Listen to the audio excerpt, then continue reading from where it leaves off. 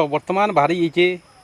डीईयू post तो से काଣା qualification दरकार काଣା क्राइटेरिया अच्छे आसुन देखमा इति लगी जिन कंपनी है पूरी डिस्ट्रिक्ट कोड अच्छे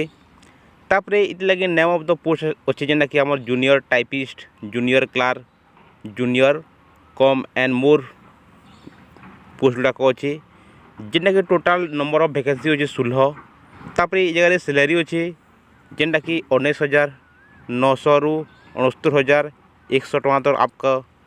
जेनटा कि आप जगह पेमेंट अच्छे तापर क्वालिफिकेशन अच्छे इतिके जेमने डिप्लोमा करचन किंबा आईटीआई करचन ताकर लगी गोटे भल सुविधा अच्छे जेमने आईटीआई प्लस डिप्लोमा करचन ताकर लगी सुविधा अच्छे ता संगे ये जगह एज लिमिट 18 रु 42 प्लस भितर एज लिमिट अच्छे आउ लास्ट डेट ऑफ अप्लाई जेना कि स्टार्टिंग जेना कि लास्ट डेट अप्लाई जगह भी अच्छे जेना कि एज लिमिट अच्छे मिनिमम 18 बरस तापर मैक्सिमम जेना कि 42 बरस आपन को हितवा कथा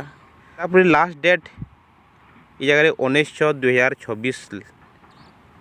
अप्लाई मोड है आपन जेना कि ऑफलाइन